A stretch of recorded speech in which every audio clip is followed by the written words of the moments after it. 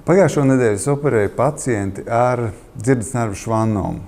Kas ir dzirdes nervu švannoma? Dzirdes nervu švannoma ir arī vairāki sinonīmi. Citādāk viņi var nosaukt par vestibulāru neirinomu, par vestibulāru švannomu, vestibulo-kohleāru švannomu. Tas viss ir viena slimība. Pacientiem šo problēmu atklājas sakarā ar samērā ilgstošām sūdzībām par troksni vienā ausī. Tad paciente pakāpeniski ievēroja, ka viņai ir arī dzirdes pasliktināšanās ar šo ausi. Parasti šie pacienti sākotnēji griežas pie loru speciālista vai arī pie neirologa. Ļoti svarīgi ir šie pacienti nonākt pie neirologa, pēc tam viņiem nonākt arī pie loru speciālista, jo viņiem obligāti ir jāpārbauda dzirde ar tā saucamo audiometriju. Nevienmēr šiem pacientiem, kuriem ir troksnis ausī, ir arī samazināta dzirde.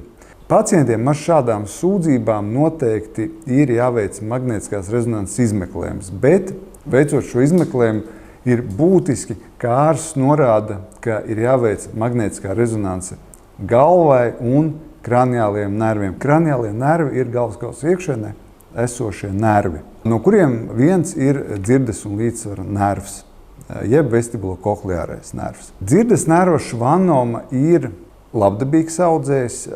Ko nozīmē labdabīgs audzējs? Šajā gadījumā, runājot par dzirdes nerva švannomām, labdabīgs nozīmē to, ka šis veidojums nav agresīvs, tas aug lēnām, tie ir parasti 1 līdz 2 mm gadā, un šis audzējs nekur arī nemetastazē, jeb neizsējas. Nekur citur tas atrodas tikai uz šī nerva, un arī tajos gadījumos, kad tas atkārtojas, ja notiek audzēja recidīvs, tas audzējs atrodas turpat, kur bija, pie šī te līdzsvara un dzirdes nerva.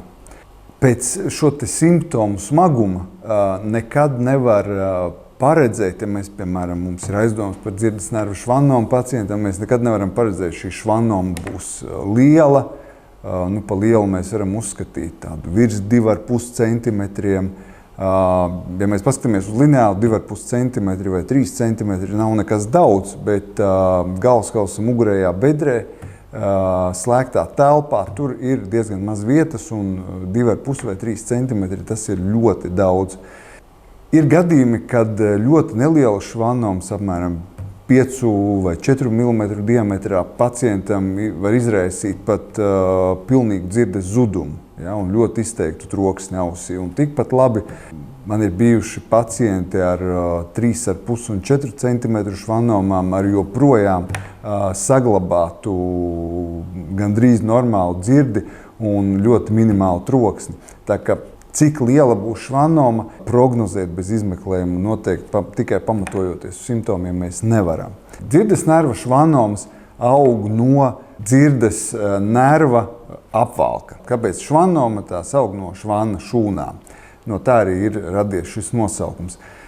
Švannomas var arī augt uz jebkuriem citiem nerviem, kuriem ir šāds apvalks.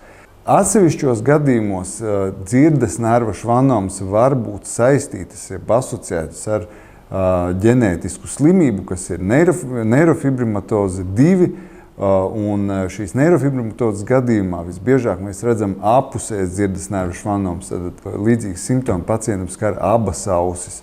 Un šiem pacientiem lielākoties audzēji ir arī uz citiem nerviem. Ne tikai galvā. Ko dara šis veidojums? Pirmkārt, šis veidojums visbiežāk mēs viņu redzam arī, kad tas aug no iekšējās auss puses. Ja? Tad dzirdes nervs sākas pie galvas smadzeņu stumbra, tad kopā pārī ar sejas nervu, jeb 7. nervu, dzirdes nervs ir 8. nervs, ar 7. nervs ir sejas nervs.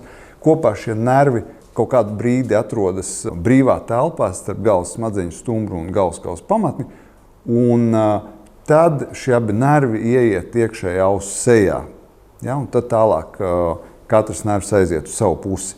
Tad, kad veidojas šī dzirdes nerva švannoma, tā pirmkārt nervu sāk saspiest, un otrkārt, ja tā izaug ļoti liela, tad tā arī sāk bojāt šī nerva veselumu.